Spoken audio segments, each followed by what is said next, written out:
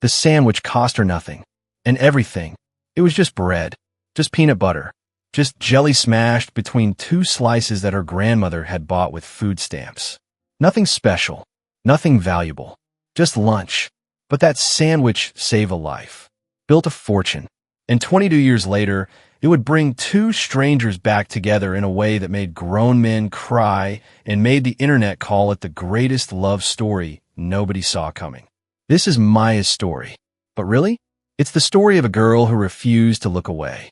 Atlanta, Georgia. Present day. Maya Washington sat in her tiny office, staring at a stack of eviction notices that weren't even hers. The Denver. That's what everyone called it. A crumbling community arts center in the heart of the South Side, where 200 kids came every week to paint, to dance, to breathe, to just be kids without someone telling them they were in the way. Maya built this place. Not with money. She didn't have money. She built it with sweat, with weekends, with sleepless nights, designing renovations on a laptop that was held together with duct tape and hope. She was an architect, a good one. Top of her class at Georgia Tech, award-winning designs.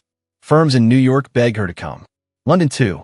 Chicago sent recruiters every year like clockwork. She turned them all down. Why? They always asked, confused, almost offended. Maya would just smile and point at the kids outside her window. Because home needs me more. But home was about to be ripped away. The notice on her desk was cold. Clinical. The building had been sold to some development company called Apex Holdings. Big money.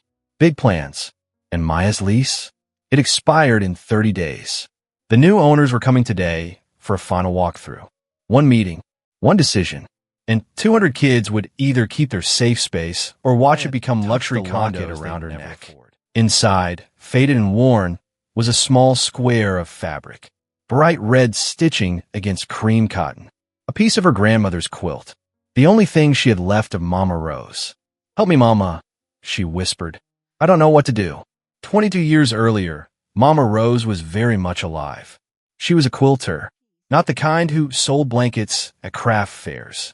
The kind who told stories with thread. Every quilt in their tiny house had a history. That blue square? From Maya's mother's baby blanket before she disappeared. That yellow strip?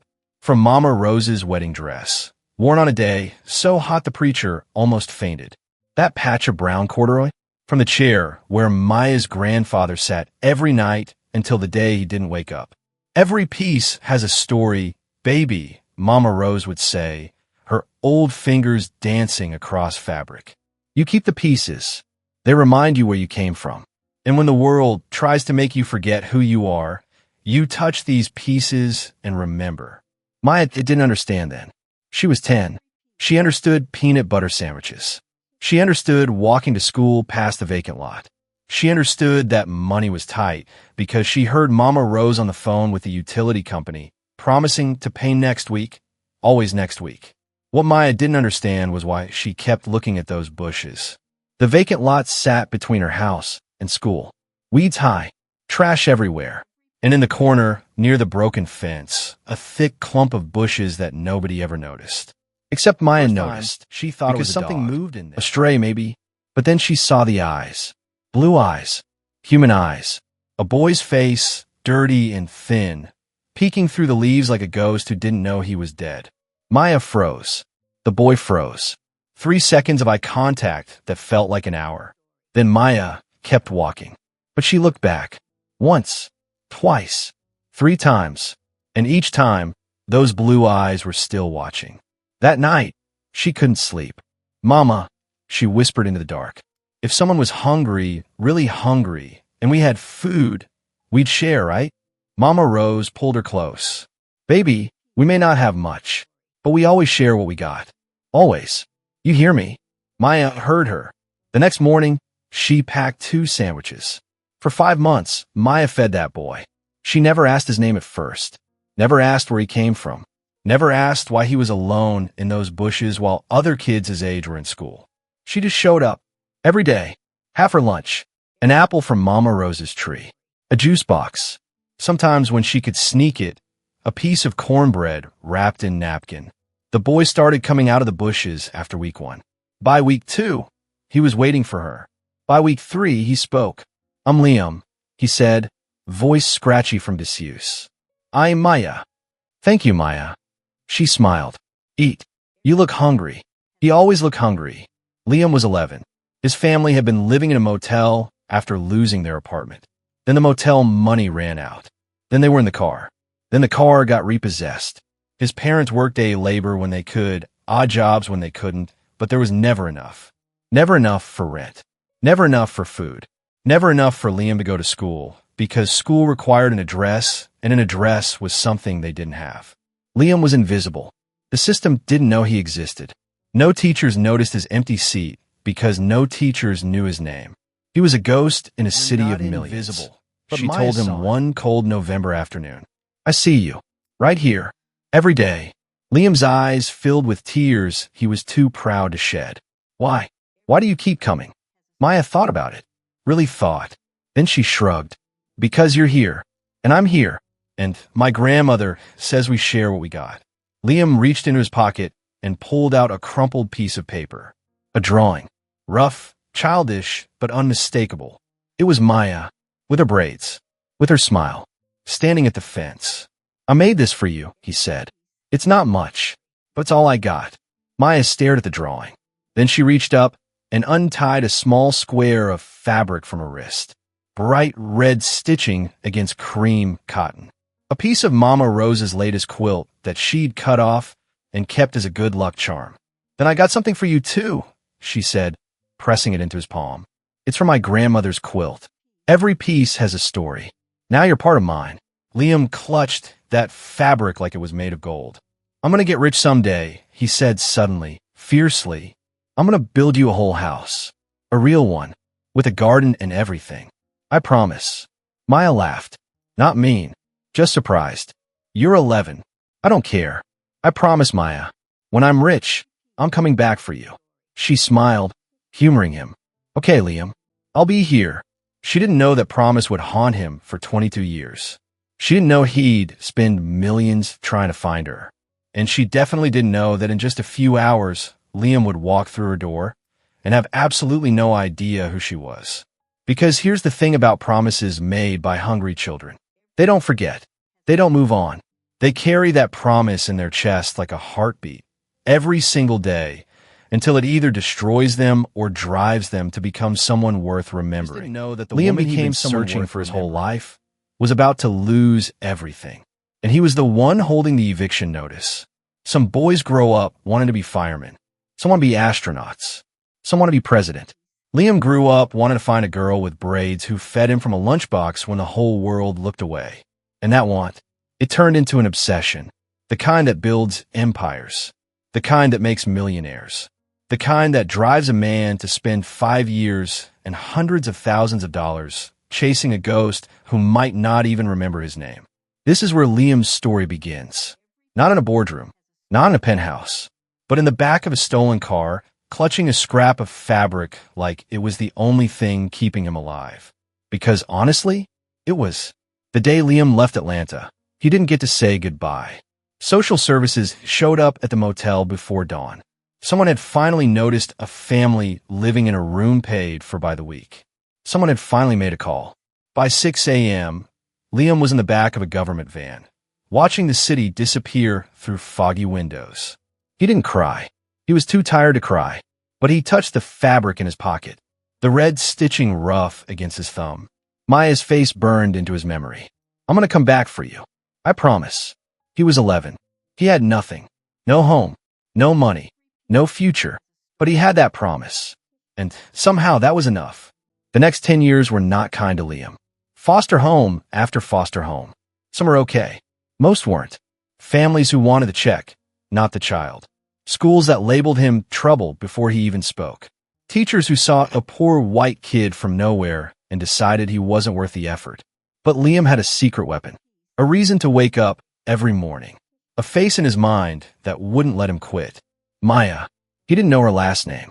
Didn't know where she lived exactly. The fence. Only knew the neighborhood. The apple tree in her backyard that dropped fruit in summer. So he studied. Not because he liked school. He hated school. But because Maya was smart. He could tell. The way she talked about books, about buildings, about the world.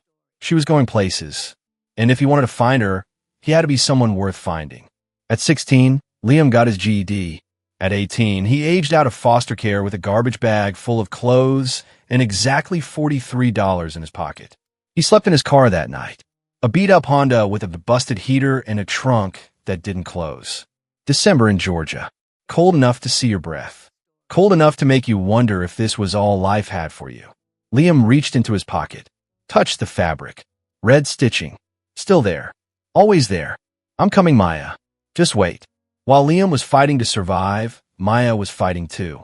She stayed in Atlanta, went to community college, worked 2 jobs, sent money home to Mama Rose, whose health was starting to fade. The asthma that had always been manageable was getting worse. The hospital bills were piling up, but Mama Rose never complained. Long as you're doing something you love, baby, I'm happy. Maya loved architecture, loved the way buildings could feel like homes, loved the way light moved through windows, loved the idea that a structure could hold people, protect them, give them a place to belong. She designed her first real building at 22, a small community center in the neighborhood where she grew up, the same neighborhood where she'd once fed a hungry boy through a fence.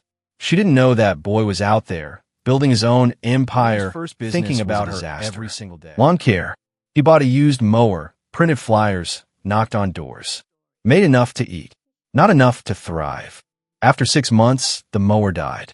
So did the business. Next was construction. Liam was good with his hands. Good at showing up early and staying late. Good at learning fast. He started as a laborer, became a foreman, then a project manager. By 25, he'd save enough to start his own company. By 28, he was a millionaire. By 30, a multimillionaire. He built affordable housing. Not luxury condos for rich people. Real homes for real families. Apartments that working people could actually afford. Buildings with community rooms and playgrounds and gardens. Buildings that felt like the kind of place a hungry kid might find safety. Every project, every building, every brick, Liam dedicated it to Maya. He never said out loud. His partners would have thought he was crazy. But in his office, locked in a drawer, was that scrap of fabric. Faded now, worn thin, but still holding. And every night, before he left, Liam touched it and whispered the same words. I'm still looking. I'm not giving up. At 32, Liam was rich beyond anything that hungry 11-year-old could have imagined. Penthouse apartment, private jet, more money than he could spend in 10 lifetimes. But his apartment was empty. No photos on the walls. No personal touches. Just cold glass and steel and silence. Because what was the point of decorating a home when the only person he wanted to share it with was still out there somewhere? 5 years ago, he'd started searching. Private investigators. Background checks. Database searches. He knew her first name. Knew the neighborhood. That was it. Knew she'd had a grandmother. Atlanta. Southside. Grandmother. 3 private investigators. Hundreds of thousands of dollars. Nothing. Maya was too common. Thousands of Mayas in Georgia alone. Thousands of grandmothers. Thousands of houses with apple trees. It was like searching for one specific drop of water in the entire ocean. But Liam didn't stop. He bought properties in that neighborhood. 12 of them. All within 2 miles of the vacant lot where he'd once hidden in bushes. He told his partners it was strategic investment. The truth was simpler. If Maya was still in Atlanta, she'd be in that neighborhood, helping people. That's who she was. So he waited, and bought, and waited. Then one day, his company acquired a small, struggling community center called The Den. The file landed on his desk with 100 others. He almost didn't look at it, but something made him open it. Something made him read the tenant information. Maya Washington, architect, director. Maya. His heart stopped. He stared at the name. Read it 4 times. 5 times. His hand shook as he picked up the phone. Cancel my meetings for tomorrow. I'm handling this walkthrough personally. But sir, you never... I said personally. He hung up, walked to the window, looked out at Atlanta, spread out below him like a map of everything he'd lost and everything he still hoped to find. 22 years. I'm coming, Maya. I don't know if it's you, but I'm coming. What Liam didn't know, it was her, and she had no idea who he was. The building he bought, the one he was about to walk through. That was her life's work. 200 kids. Her heart. Her soul. Her reason for staying in Atlanta when the whole world. Liam would stand in her office, look her in the eyes, and feel nothing. Because Maya had changed. Grown up. Her face was different. Her name was different. She'd taken her grandmother's maiden name, Washington, years ago. And that hungry boy with the dirty face? He was now a billionaire in a tailored suit, surrounded by people who called him sir. They would meet. They would talk. They would shake hands like strangers. And Maya would have no idea that the man holding her eviction notice was the same boy she'd saved 22 years ago. But Liam? Liam was about to walk into that office and see something that would shatter his entire world. That scrap of fabric, the red stitching, framed on her wall. And suddenly, everything would change. Because here's the thing about fabric. It fades. It frays. It falls apart after 22 years. Unless someone's been protecting it, keeping it safe, wrapping it in glass, because it's the only piece of their past they couldn't bear to lose. Maya had her piece. Liam had his. And in about 2 hours, they were going to be in the same room for the first time since they were children. The question wasn't whether they'd recognize each other. The question was what happened next. The car pulled up at 10 a.m. exactly. Black, sleek, tinted windows that cost more than most people's salaries. It glided to a stop outside the den like it belonged in a magazine, not on this cracked South Side street where kids played hopscotch on sidewalks and grandmothers sat on porches fanning themselves. Maya watched from her office window. Her stomach tightened. Here we go. The back door opened. A man stepped out. Tall, broad shoulders, dark suit that fit like it had been sewn onto his body. He adjusted his cufflinks, glanced at the building with an expression Maya couldn't read, and walked. Why would she? The last time she'd seen Liam, he was a skeleton in dirty clothes, hiding in bushes, eating her sandwich like it was his last meal. That boy was all sharp angles and desperate eyes. This man was solid, confident. Power rolled off him like cologne. Maya straightened her blouse, tucked loose hair behind her ear, checked her reflection in the window. Good enough, considering she hadn't slept in 3 days. Asterisk, just get through this. Maybe he has a heart. Maybe he'll listen.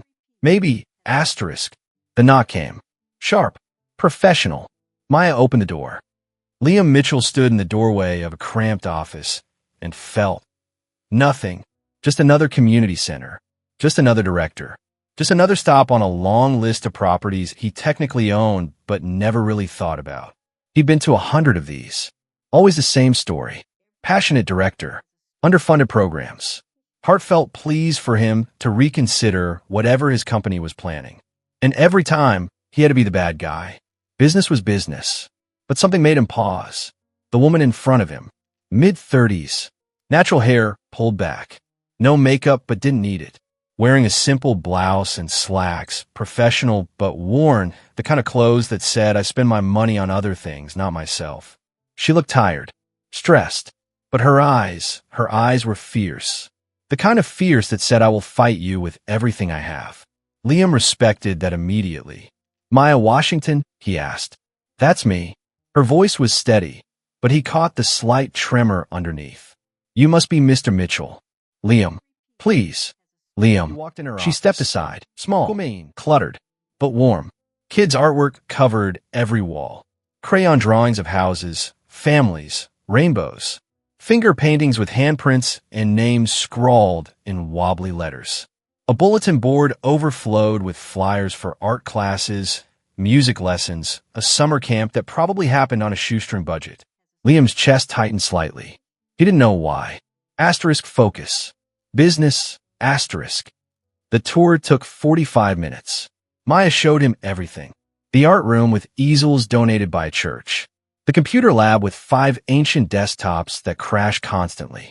The tiny stage where kids performed plays written by themselves. The garden out back, planted and maintained by children who'd never had dirt under their fingernails before. She talked fast, passionate, desperate for him to understand. This wasn't just a building. This was life. This was hope. This was the only safe place for 200 kids who had nowhere else to go. Marcus started coming here at 8, she said, pointing to a photo of a smiling boy. His mom was addicted to crack. He was raising himself. We gave him art supplies, and he painted his feelings instead of acting them out. He's 17 now, graduating high school, going to community college in the fall. Liam nodded, said nothing. Jasmine was 9 when she walked in. Her grandmother had just died. She was in the system, bouncing between foster homes. She'd sit in the corner and not speak for hours. We gave her a journal, told her she could write anything, no judgment. She's a junior in high school now. Tyrone, age 6. His father's in prison. Mother works 2 jobs. He comes here after school because otherwise he'd be alone. He learned to read here. He's 7 now. Reads at a 4th grade level. Liam stopped walking. Maya turned. Their eyes met. "Why are you telling me all this?" he asked quietly. "Because I need you to see." Her voice cracked just slightly. "These aren't numbers on a spreadsheet. They're kids. Real kids. And if you take this building away, 200 children lose their safe place. Their meals. Their friends. Their reason to keep going." Liam stared at her.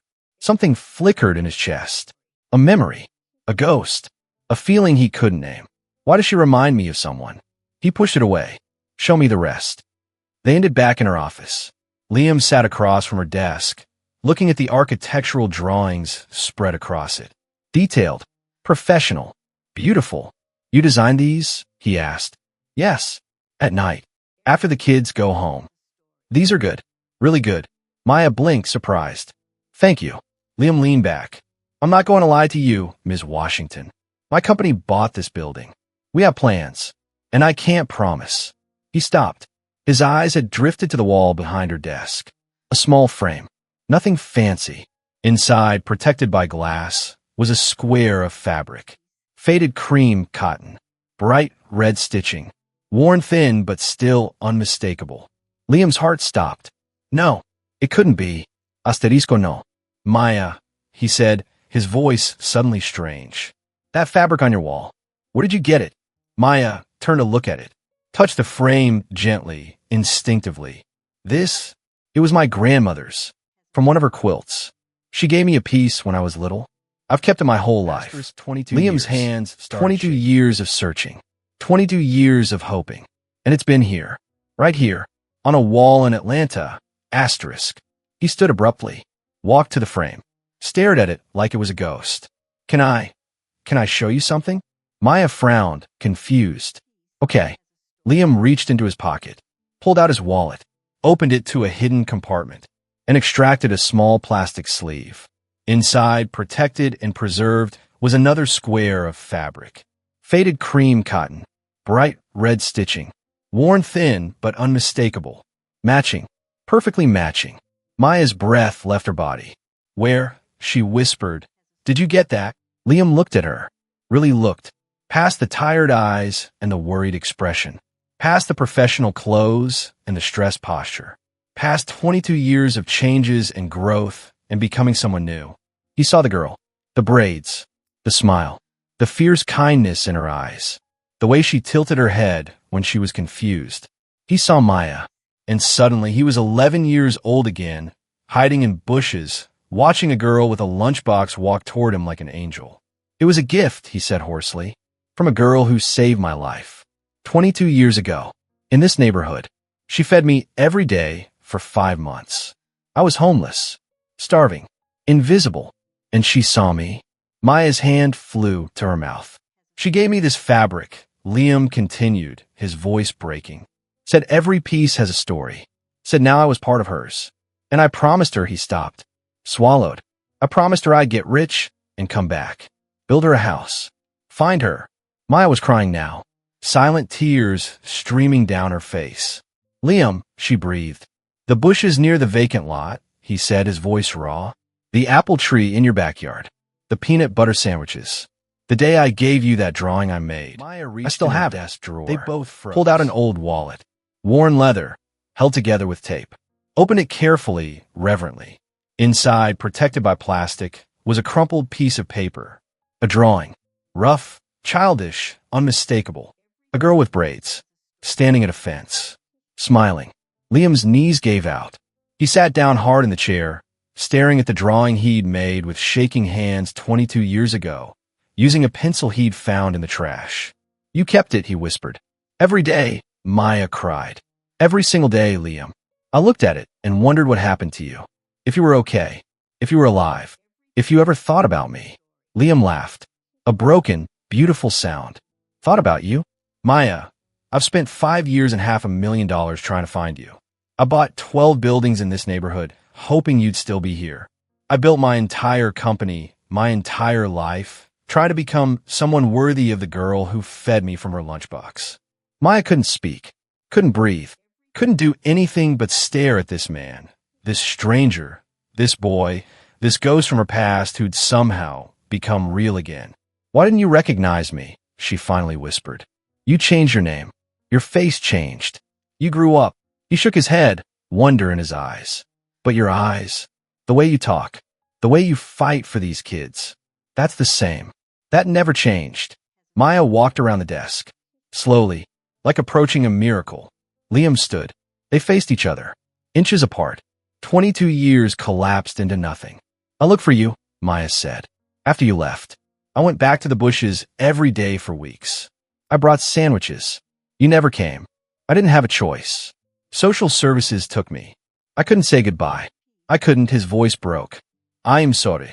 I'm so sorry. Don't. Maya touched his face. Don't you dare apologize. You were a child. Leaned into her touch. A lifetime of searching, of hoping, of wondering if she even remembered him. And here she was. Real. Alive. Touching his face like he mattered. I kept my promise, he whispered. What promise? I told you I'd come back when I was rich. Maya laughed through tears. Liam, you own half of Atlanta. Not enough. Not nearly enough. He opened his eyes, looked at her with an intensity that made her heart stop. I told you I'd build you a house. I'm going to build you 100 houses. 1,000. Whatever you want. Whatever these kids need. It's yours. All of it. Maya shook her head. I don't want your money. Then what do you want? She looked at him. This stranger. This ghost. This boy who'd lived in her heart for 22 years without her even realizing it. I want to know you, she said. I want to know who you became. I want to know if that hungry little boy grew into someone good. Liam smiled. The first real smile in years. Ask anyone in this city. They'll tell you I'm the man who builds homes for people who can't afford them. Who hires ex-cons and foster kids when nobody else will. Who shows up at community meetings and actually listens. He paused. I did all that because of you. Because you taught me that kindness matters. That invisible people deserve to be seen. Maya's tears fell faster. You became him, she whispered. You actually became the man you promised to be. I had a good reason to try. They stood there, hands touching, hearts pounding. Two people who'd been searching for each other without even knowing it. And then Liam remembered. Wait. He stepped back, pulled out his phone, scrolled through something from 3 years ago about a community center director in Atlanta who'd turned down $1 million job to stay and help neighborhood kids. Maya Washington, the Denver. Her face, her story. I saw this when it came out, Liam said quietly. I didn't make the connection. Washington is such a common name. Your face had changed. I thought it was just a coincidence. Maya stared at the article. You saw this, and you didn't. I didn't know. Maya, I didn't know. If I'd known. You bought the building anyway. Liam blinked. What? You bought this building. My building. The one I've been fighting to save for 5 years. Her voice shifted. Confusion. Hurt. You're the one who was going to take it away. Liam went pale. Maya, no. I didn't. I never. Your company sent the notice. Your name is on the paperwork. You came here today to do a walkthrough before you evict us. I didn't know it was you, but you knew it was a community center. You knew kids depended on it, and you still bought it. She stepped back. Why, Liam? Why would you do that to people like us? Liam ran a hand through his hair. Desperate. Because my company acquires properties. It's what we do. I didn't think. I never. No, you didn't think. Maya's voice cracked. You became this rich, powerful man who buys buildings without thinking about who gets hurt. The very thing you hated when you were a kid. People who don't see. You've become that. The words hit like bullets. Liam stood there stunned. Because she was right. He'd been so focused on finding her, on keeping his promise, on becoming rich enough to deserve her. He'd forgotten the lesson she taught him, in the first place. Asterisk see people. Really see them. Asterisk. I'm sorry, he whispered. Feed 200 Maya, kids I'm next so month sorry. when they have nowhere to go. Silence. Long, heavy, crushing. Then Liam did something Maya didn't expect. He pulled out his phone, dialed a number, put on speaker. Richard, it's Liam. Boss. What's up? The Denver. The community center we acquired last week. Yeah? What about it? Cancel the eviction. Tear up the lease. We're not just renewing, we're donating the building. Full ownership transfer to the current director. Free and clear. Silence on the other end. Liam, that building is worth. I don't care what it's worth. Do it. Today. Boss, are you? Today, Richard. No questions. No dilas. Just do it. He hung up. Looked at Maya. It's yours. The whole building. Free and clear. No rent. No lease. Yours forever. Maya stared at him. Disbelief. Hope. Fear. All of it swirling together. Why? Because you're right. I forgot. I got so lost in the search, in the money, in becoming someone. I forgot the most important thing you taught me. He stepped closer. People matter. Not buildings. Not profits. People. Maya's lip trembled. I don't know if that's enough, she whispered. I don't know if I can trust you. You don't have to. Not yet. But I'm going to spend every day proving that I'm still that boy you saved. The one who promised to make you proud. He paused. If you'll let me. Maya looked at him. This stranger.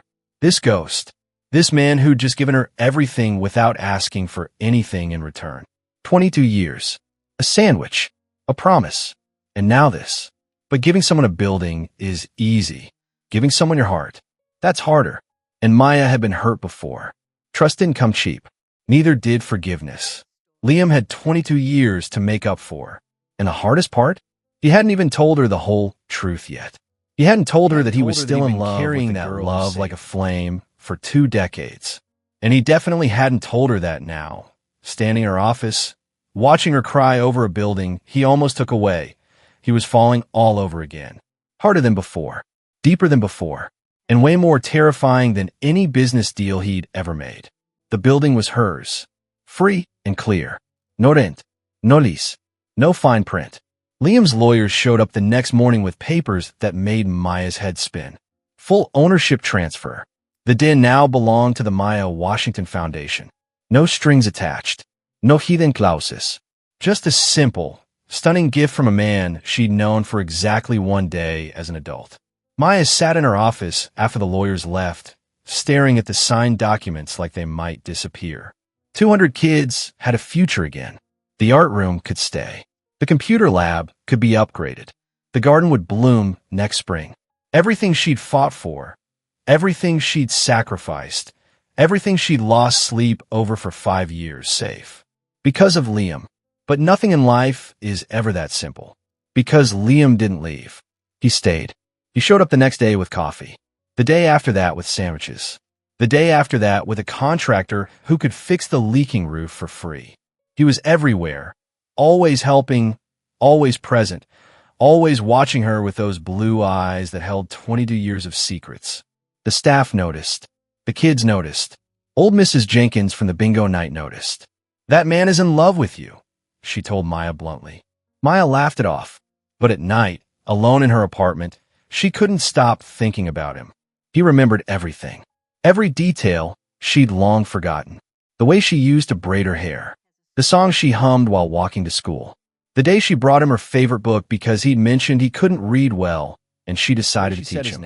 He remembered the exact shade of red in the fabric she'd given him.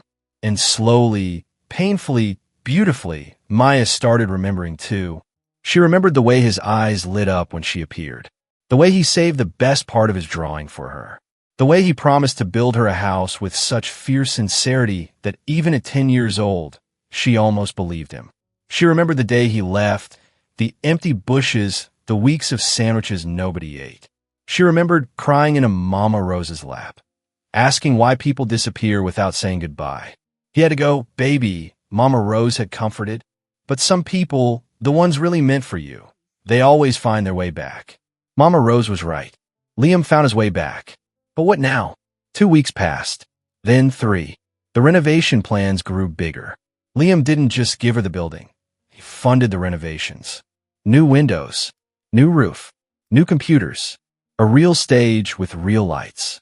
A garden expanded with raised beds and a greenhouse. Every time Maya protested, Liam smiled and said, "It's not for you. It's for the kids." But they both knew that was only half true. One evening, they sat on the steps outside the den after everyone else had gone home. The sun was setting, painting Atlanta gold and pink. Liam was quiet, which was unusual. He was always talking, always planning, always moving. But tonight, he just sat there, staring at nothing. "Hey," Maya said softly. "Where are you?"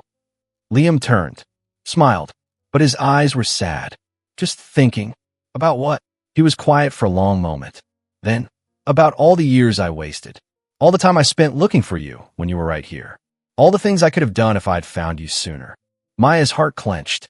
"Liam, you can't think like that." "Why not? It's true. I could have helped you. Been here. Made things easier. You don't know that.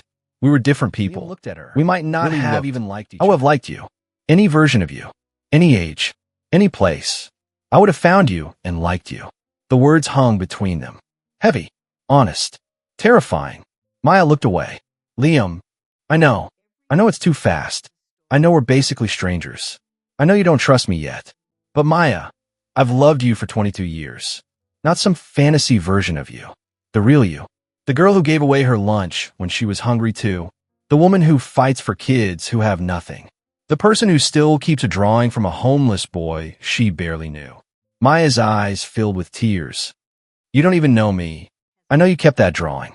I know you still have the fabric. I know you stayed in this neighborhood when you could have left. I know you chose these kids over money and fame and everything else. What else do I need to know? That I'm scared." The words tumbled out. "I'm so scared, Liam. Scared of losing myself. Scared of depending on someone. Scared that if I let you in, you'll leave again. Even if it's not your fault. Even if you can't help it. The people I love always leave. My mother left. My father left. Even Mama Rose left eventually. Everyone leaves." Liam took her hand, held it gently. "I'm not leaving. You don't know that." "Yes. Ido." His voice was steady. "Certain. I spent 22 years trying to get back to you. You think I'd leave now? You think anything in this world could drag me away from you?" Maya cried, silent tears that she couldn't stop. And Liam held her, right there on the steps of the building she'd almost lost, under a sky full of stars that had watched over both of them their whole lives. They sat like that for a long time. Two people who'd been searching without knowing it. Two hearts that had been beating in the same city for years without ever finding each other. Two halves of a promise that had somehow, finally impossibly, she looked at him with red-rimmed eyes. "I don't know if I'm in love with you." Liam nodded. "I know. I don't know if I can be what you want. I know that too. But I want to try." Her voice was small, vulnerable, brave. "I want to see if that girl who fed you is still somewhere in here. I want to see if we can build something real. Not based on a memory. Based on now." Liam's smile was the most beautiful thing she'd ever seen. "That's all I've ever wanted. Just a chance." They sat together as the last light faded, holding hands like teenagers, both terrified and hopeful and completely out of control. And neither of them noticed the figure watching from across the street. A woman with a camera. A woman who'd been following Liam for weeks. A woman who was about to destroy everything. The next morning, Maya woke to her phone exploding. Dozens of texts. Missed calls. Social media notifications flooding her screen. Her heart stopped. Something was wrong. Something was very, very wrong. She opened the first link. A gossip site. A headline in bold letters. Billionaire Liam Mitchell's secret love child, and the community center director who's helping him hide it. Below, photos. Liam with a young boy at a park. Liam handing the boy money. Liam looking around nervously, like he was hiding something. And below that, photos of Maya. Leaving the den, getting into Liam's car. Smiling at him outside a coffee shop. The article was vicious. It claimed Maya was Liam's secret girlfriend, helping him cover up a child from a previous relationship. It claimed she was using her nonprofit as a front to be close to him. It claimed the den's sudden renovation was hush money, a way to keep her quiet. Child. Liam had never mentioned anyone, and now the whole world thought she was some kind of accomplice, some gold digger, Some woman willing to destroy a kid's life for money. Her phone rang. Liam, don't read anything, he said immediately. Whatever you're seeing, don't read it. Liam, who is that boy? Why are there photos of you giving him money? What is happening? Silence. Long, heavy. Liam, tell me the truth. Right now. His name is Caleb. Liam's voice was strained. He's my son. The world tilted. You have a son, 12 years old. His mother and I were together briefly, years ago. She died last year. I've been trying to get custody, but her family is fighting me. They're the ones who leaked this. They're trying to destroy my reputation, so I lose the case. Maya sank on her bed. Asson. Liam had a son, a child he was fighting for, a child he hadn't mentioned in all their weeks together. Why didn't you tell me? Because I was scared. His voice broke. Scared you'd run. Scared you'd think I was hiding something worse. Scared that I'd finally found you and one more complication would make you leave. Maya closed her eyes. The boy in the photos. 12 years old. Liam's height, Liam's eyes, but softer, younger, vulnerable. A child who'd lost his mother and was now being used as a weapon in a custody battle. Where is he now? With me. I picked him up this morning after the story broke. He's scared, Maya. He doesn't understand why people are taking pictures of him, why strangers are saying awful things about his dad. Bring him to the Denver. What? The Den, bring him here. Today. There's an art class at 2 p.m. He can paint.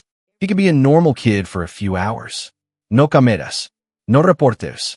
Just crayons and paper and other children who don't care about gossip. Liam was quiet. Then, you'd still help me? Liam. After I kept I'm hurt. But there's a 12-year-old boy in the middle of this who didn't ask for any of it. And if there's one thing I know how to do, it's help kids who got dealt a bad hand. An hour later, Liam walked into the Den with Caleb. The boy was small for his age, with his father's blue eyes and his mother's dark hair. He clutched Liam's hand like a lifeline, staring at the floor, shoulders hunched like he was trying to disappear. Maya knelt in front of him. Hey, Caleb. I'm Maya. He didn't look up. I heard you're having a rough day. Want to know a secret? Nothing. Rough days are my specialty. I've had about 1 million of them. And you know what always helps me? Caleb glanced up. Just a flicker. Painting. There's a table full of paints back there, and a bunch of kids who don't care about anything except making the biggest mess possible. Want to see who can get more paint on themselves. For the first time, Caleb almost smiled. Maya held out her hand. After a long moment, he took it. Liam watched them walk toward the art room, his chest so full it hurt. This woman, this impossible, incredible woman. His son, holding her hand. His son, about to paint for the first time since his mother died. His son, smiling because of her. He didn't deserve her. He knew that.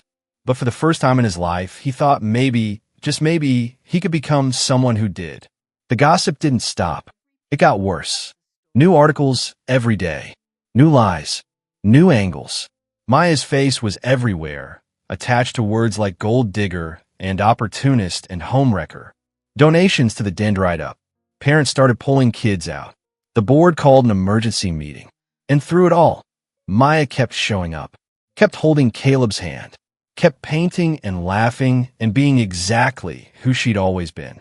But even the strongest person has a breaking point, and Maya's was coming faster than anyone realized. The storm hit harder. Maya's life became unrecognizable.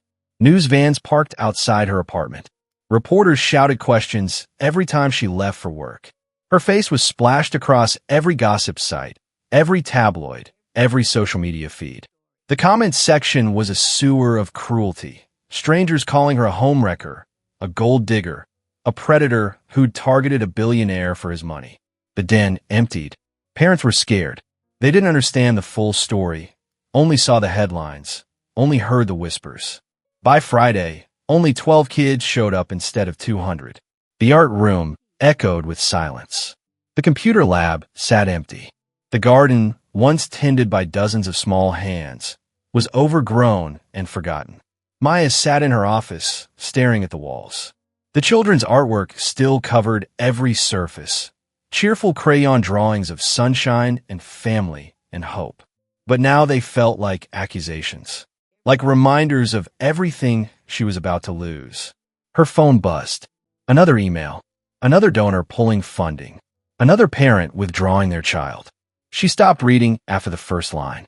There was a knock at her door. Soft, hesitant. Come in. Caleb poked his head in. The 12-year-old had been coming to the den every day since that first visit. Liam dropped him off in the mornings, picked him up after work. It was the only place the boy felt safe, the only place where cameras didn't follow, where strangers didn't shout. Ms. Maya? Can I come in? Maya forced a smile. Always, sweetheart. What's up? Caleb slipped inside, closed the door behind him. He held something behind his back. I made you something. In art class. He brought out a painting.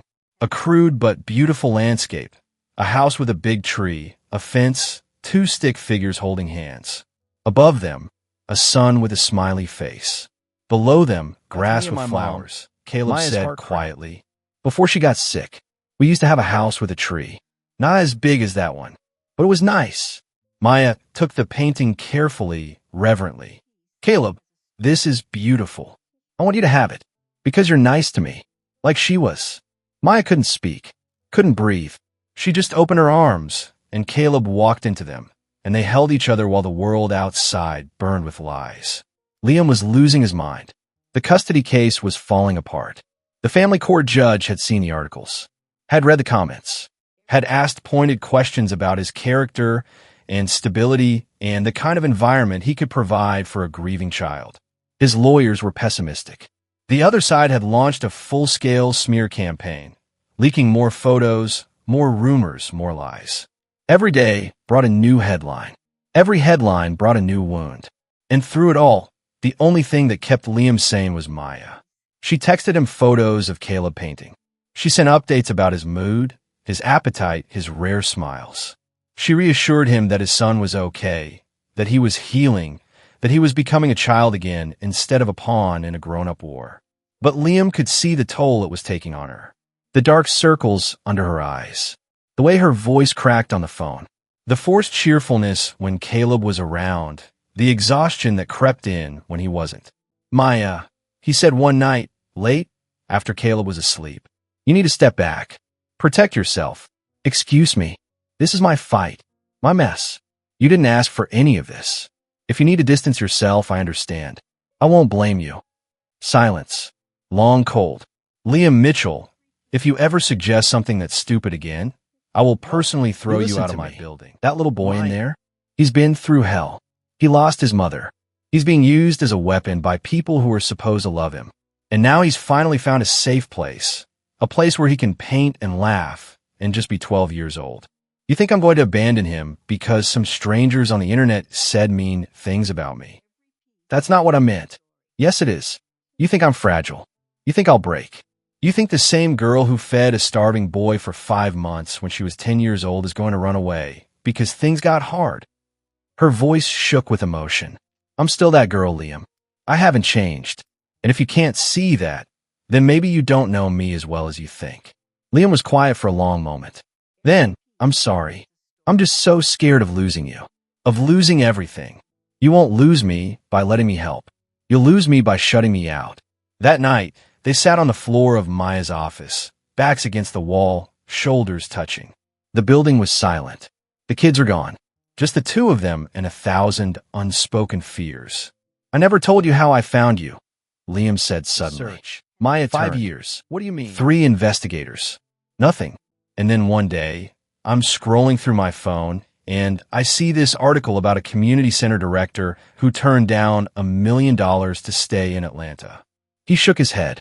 I almost didn't click it, but something made me. And there you were. Your face. Your story. I sat in my office and stared at your photo for an hour before I believed it was real. Maya's eyes widened. That article was from 3 years ago. You've known where I was for 3 years. No, I knew where a woman named Maya Washington was. I didn't know she was my Maya. Washington is such a common name. Your face had changed. You'd grown up. I convinced myself it was a coincidence, that I was being crazy, that the real Maya wouldn't be some community center director who turned down fortunes to help poor kids. Why not? Because that seemed too perfect, too much like the girl I remembered. I thought I was romanticizing you, turning you into something you weren't. He laughed bitterly. Turns out I underestimated you. You're even more than I remembered. Maya was quiet. Processing. 3 years. He'd seen her face 3 years ago and walked away. Why didn't you investigate? Hire someone to check. Because I was scared. His voice was raw. Scared that if I checked and it wasn't you, I'd lose hope forever. Scared that if I checked and it was you, you wouldn't want to see me. Scared of everything, Maya. I've been scared my whole life. The only time I wasn't scared was when I was with you, behind that fence, eating sandwiches from your lunchbox. Maya leaned her head on his shoulder. We're a mess, aren't we? The biggest. Good. Messes I understand. They sat like that until dawn, holding onto each other while the world waited outside. Came, ready to 3 days later. Maya arrived at the den to find the doors chained shut. A notice taped to the front. Official city seal. Condemnation order. Structural violations. Health code violations. Fire safety violations. All lies. All manufactured. All paid for by someone with money and influence and a reason to destroy her. Maya stood on the sidewalk, staring at the chains, and felt something inside her snap. She'd fought for years, sacrificed everything, given up jobs, money, relationships, all for this place, all for these kids. And now some faceless enemy had taken it away with a few signatures and a stack of cash. Her knees buckled. She sank onto the steps, head in her hands, and for the first time in 22 years, Maya Washington couldn't find a reason to keep fighting. Liam found her there an hour later. He'd seen the news. Someone had tipped off the media. Camera crews were already gathering across the street, filming the chained doors, filming Maya's broken figure on the steps. He pushed through them, ignored their shouted questions, knelt in front of her. Maya, look at me. She didn't move. Maya, please. Slowly, she raised her head. Her eyes were empty, dead. The fierce light that had always burned there was gone. It's over, she whispered. They won. I lost. No, you didn't. The doors are chained, Liam. The city condemned us. Even if we fight it, it'll take months, years. The kids are gone. The donors are gone. I have nothing left. Liam took her face in his hands, made her look at him. You have me. You have Caleb. You have every kid you ever saved, every life you ever touched, every person who's breathing today because you refuse to give up. That's not enough. Yes, it is. It's everything. His voice was fierce. Do you remember what you told me when I was 11? When I asked why you kept feeding me? Maya blinked. I said, because you're here and I'm here. That's all it ever took. 2 people showing up. 2 people refusing to look away. He squeezed her hands. I'm here, Maya. I'm not going anywhere. And together, we're going to fight this. Not because it's easy, because it's right. Maya stared at him. This man who'd searched for her for 22 years. This man who'd given her a building and a son and a reason to hope. This man who saw her when she couldn't see herself. Why? She whispered. Why do you still believe in me? Liam smiled. Soft. Sad. Beautiful. Because you taught me how. The fight wasn't over. It was just beginning. And the enemy wasn't some anonymous corporation or corrupt city official.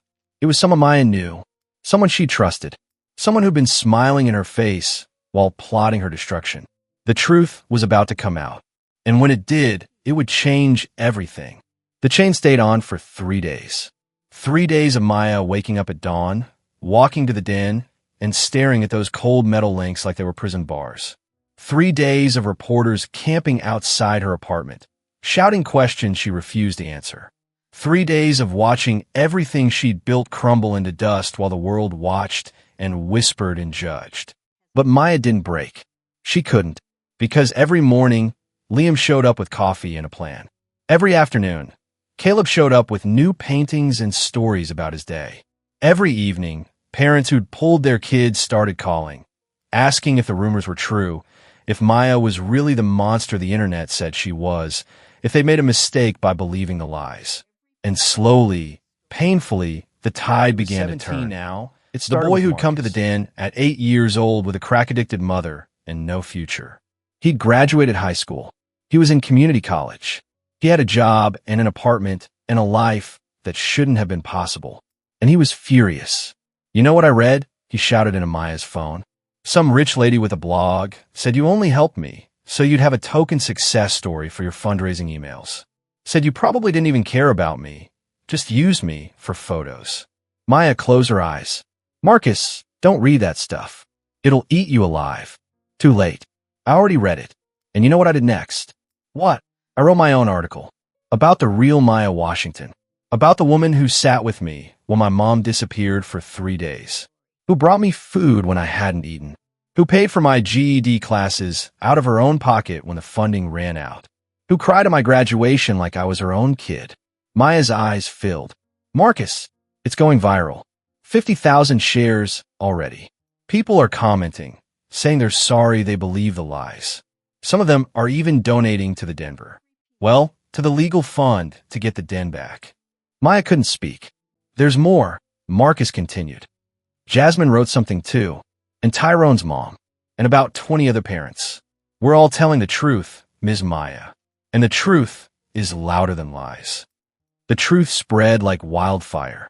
Within a week, the narrative shifted. News outlets that had called Maya a gold digger started running retractions. Bloggers who'd smeared her name deleted their posts. The comment sections filled with apologies, with donations, with people sharing their own stories of how Maya had helped them, touched them, saved them. But the chain stayed on the Denver. The condemnation order remained. Because the person behind it all hadn't given up. They'd only gone deeper underground. The best money could buy. A former FBI agent who'd spent 20 years chasing corrupt officials and corporate criminals. Her name was Detective Rosa Martinez, and she didn't care about headlines or rumors or gossip. She cared about evidence. For 2 weeks, Rosa dug through city records, through financial statements, through emails and phone records and property deeds. She found things that made her whistle, things that made her call Liam at 2 a.m., things that made her say, "You're not going to believe who's behind this." The day of revelation came without warning. Maya was at Liam's apartment, helping Caleb with a school project, when Rosa walked in with a thick manila folder. Her face was unreadable, professional, but her eyes held something that looked almost like pity. "Everyone needs to sit down." Liam's stomach dropped. "What did you find?" Rosa looked at Maya. "This is going to hurt. I'm sorry." She opened the folder, spread papers across the coffee table. Bank statements, email printouts, photographs of meetings at expensive restaurants. Maya stared at the documents, not understanding. Then she saw a name, a familiar name, a name she'd known her whole life. "Jasmine," she whispered. Not just any Jasmine. Jasmine Williams. The girl who'd been Maya's first friend at the Denver. The girl who'd sat with her during the hardest years. The girl who'd sworn she'd always have Maya's back, no matter what. "She's the one," Rosa said quietly. "She's been working with the family fighting Liam for custody. They paid her $50,000 to find dirt on both of you. When she couldn't find any real dirt, she helped them manufacture it. The photos of Liam with Caleb? She tipped off the photographer. The anonymous tips to reporters? She made the calls. The condemnation order? She had a contact at City Hall who Jasmine, owed her favors. Her Jasmine, the girl she'd helped through high school, through college applications, through her first breakup. The girl she'd hired as a part-time assistant at the den because she needed money and Maya wanted to help. Why? The word came out broken. Why would she do this? Rosa hesitated. Then, she's in love with Liam. Has been since the first time she saw him at the Denver. She thought if she could destroy your reputation, make you look like a villain, he'd turn to her for comfort. She didn't count on him loving you back. She didn't count on any of this. Maya's world tilted. Jasmine. Sweet, shy Jasmine who always brought cookies to staff meetings. Who volunteered for extra shifts. Who asked endless questions about Liam whenever he visited. It had been right in front of her the whole time. Liam found Jasmine the next day. She was at a coffee shop near her apartment, scrolling through her phone, probably reading the latest headlines about the woman she'd tried to destroy. She looked up when he sat down across from her. For a moment, hope flickered in her eyes. Maybe he'd come to thank her. Maybe he'd finally noticed her. Then she saw his face. Cold, hard, unforgiving. "Liam," she started. "I can explain." "Don't." His voice was ice. "Don't lie to me. Not now. Not ever again." Jasmine's face crumbled. "You don't understand. I love you. I've loved you since the first moment I saw you. And she doesn't deserve you. She's just some community center lady who never went anywhere, never did anything. I could give you so much more. You could never give me what she gives me. And what's that? Poverty? Desperation? A bunch of bratty kids nobody wants. Liam leaned forward. His eyes burned. She gives me hope. She gives me truth. She gives me a reason to be a better man. You? You give me lies.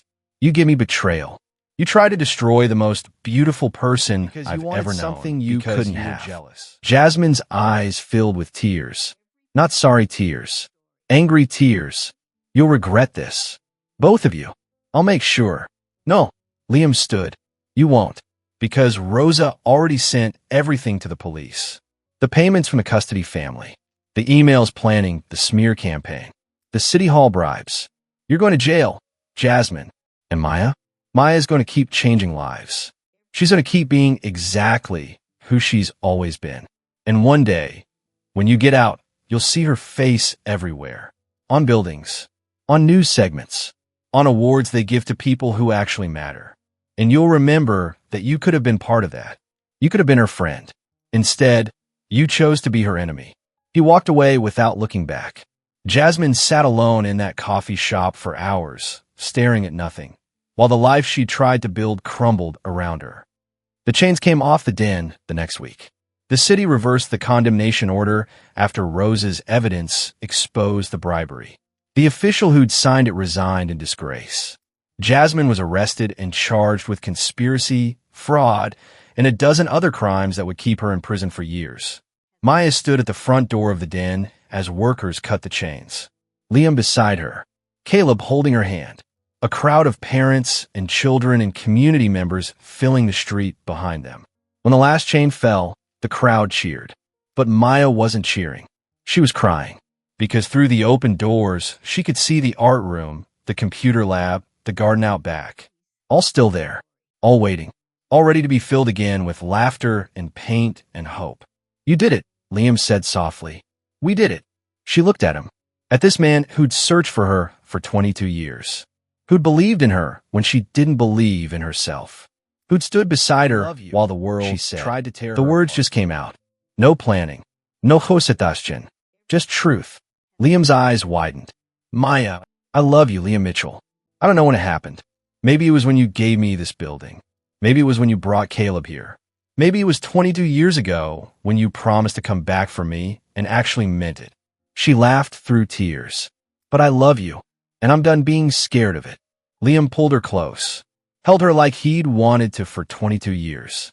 I've loved you since I was 11 years old, he whispered into her hair.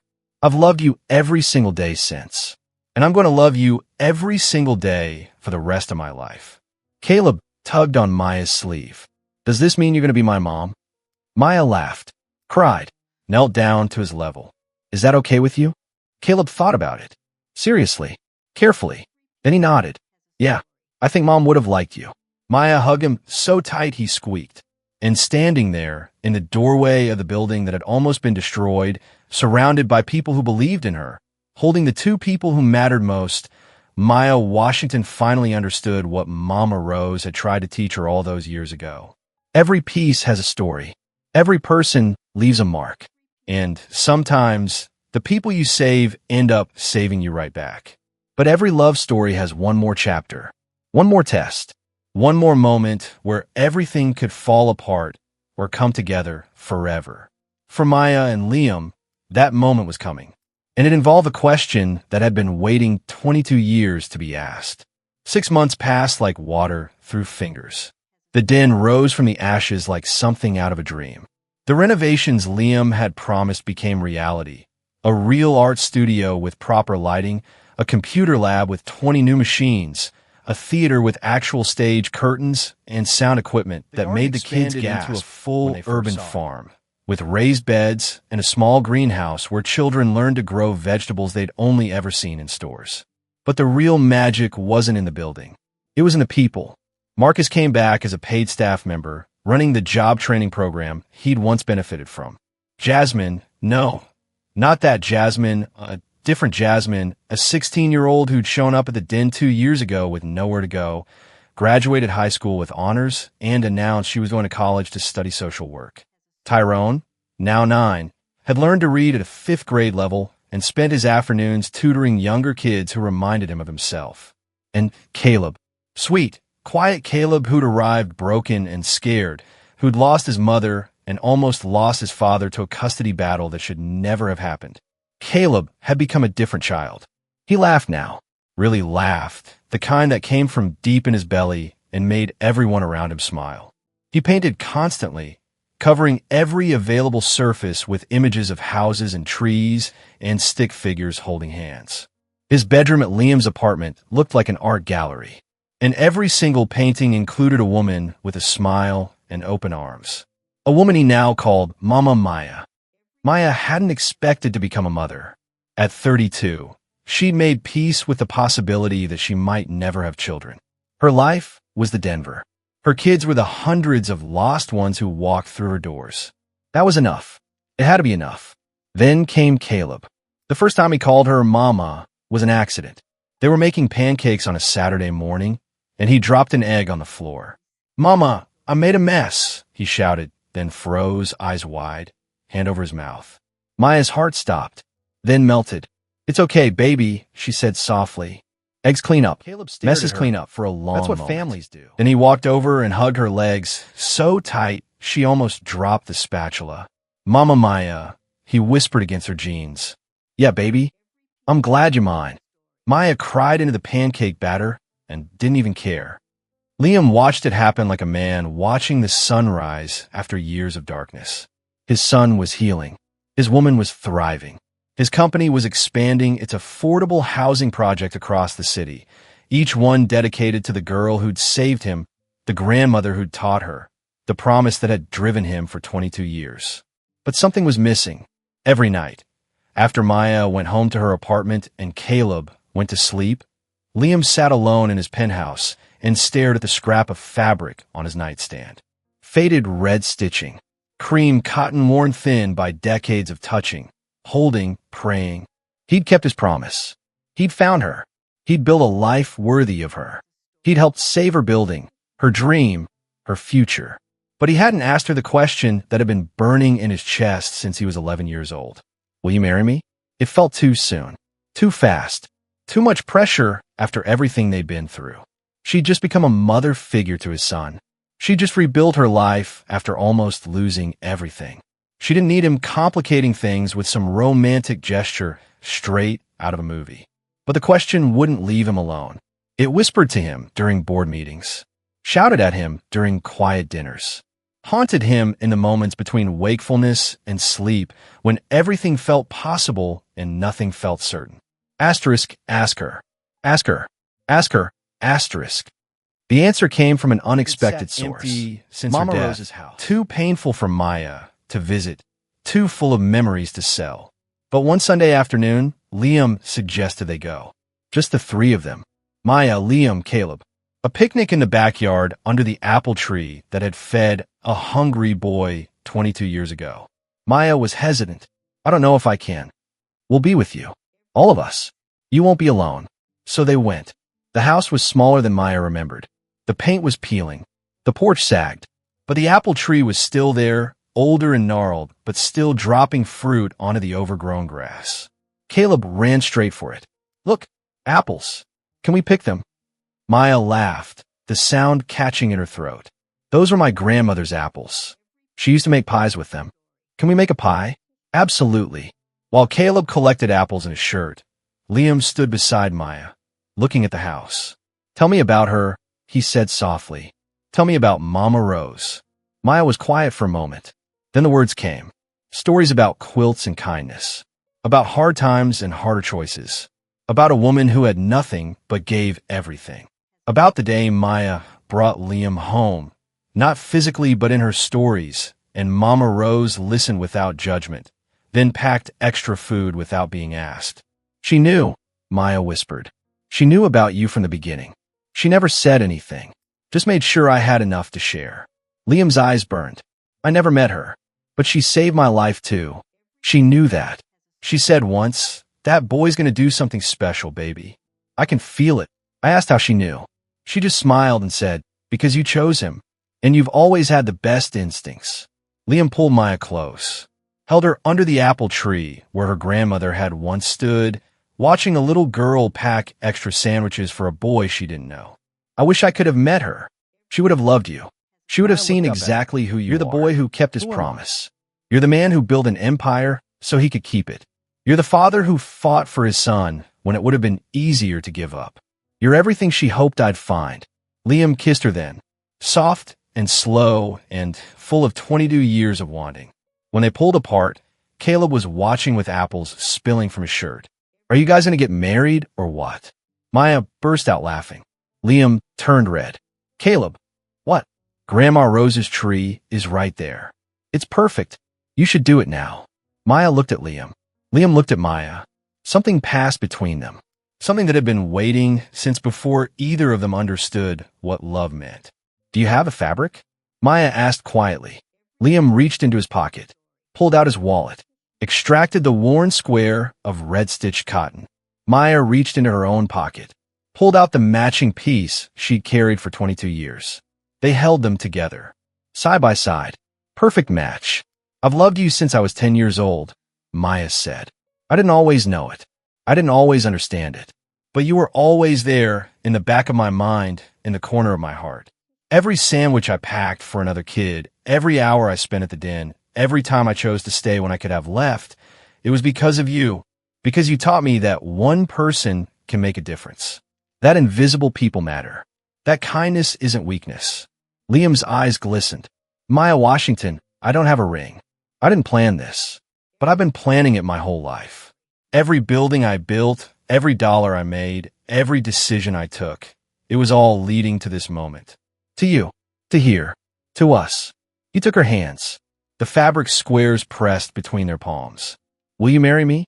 Maya smiled, cried, laughed, nodded. Yes, yes, Liam. 1,000 times yes. Caleb dropped all the apples where a little girl once packed sandwiches for a hungry boy. A family was born. The wedding was 6 months later. Not in a church, not in a ballroom, not in any of the fancy venues Liam's money could have bought. In the backyard of Mama Rose's house, under the apple tree, with 200 guests who'd been touched by the den and 100 more who'd followed their story online. Caleb was the ring bearer. He took the job very seriously, walking down the aisle with the 2 squares of fabric tied together on a satin pillow. The red stitching that had held 2 people together for 22 years now held them forever. Marcus was a groomsman. Jasmine, the good Jasmine, was a bridesmaid. Tyrone read a poem he'd written himself about a girl who saw people, about a boy who kept his promise, about a fence that became a doorway to forever. And when Maya walked down the aisle, she wasn't alone. She carried a piece of Mama Rose's quilt wrapped around her bouquet. The same quilt that had given Liam his first hope. The same quilt that had taught Maya that every piece has a story. Liam watched her come and forgot to breathe. She was beautiful, not because of the dress or the flowers or the perfect hair, because she was her. The same girl who'd looked at a starving boy and seen a human being. The same woman who'd fought for kids who had nothing. The same heart that had held his for 22 years without even knowing it. When she reached him, he took her hands. It whispered, Eat yourself. You ready to keep a promise? I've been ready my whole life. They exchanged vows they'd written themselves. Simple words. True words. Words that held 22 years of searching and finding and becoming. And when the officiant said, You may kiss your bride, Liam lifted Maya off her feet and spun her around while the crowd cheered and Caleb shouted, and the apple tree dropped fruit after the dancing and the toasts and the pie made from Mama Rose's apples. They sat alone in the backyard. The reception had ended. The guests had gone. Caleb was asleep in the house, in the room that had once been Maya's, surrounded by quilts and memories. I have something for you, Liam said. He pulled out a small box. Not jewelry store fancy. Simple wood, hand-carved. Maya opened it carefully. Inside lay a key.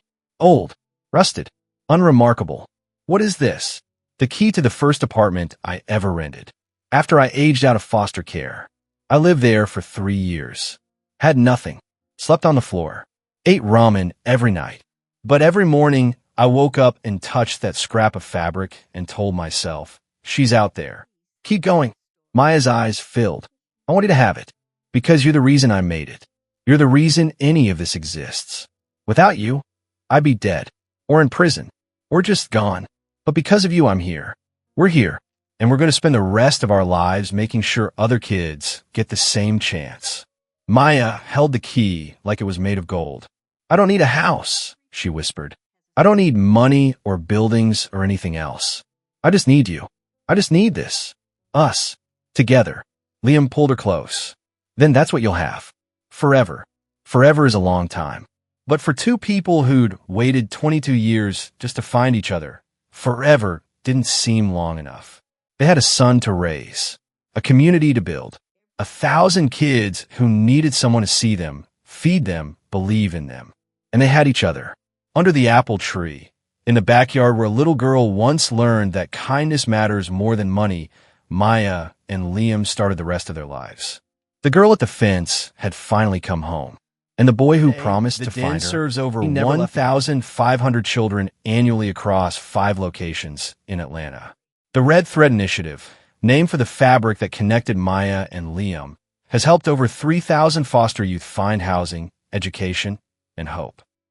Maya and Liam Mitchell have been married for 7 years. They have 2 children together in addition to Caleb, who is now 19 and studying architecture at Georgia Tech.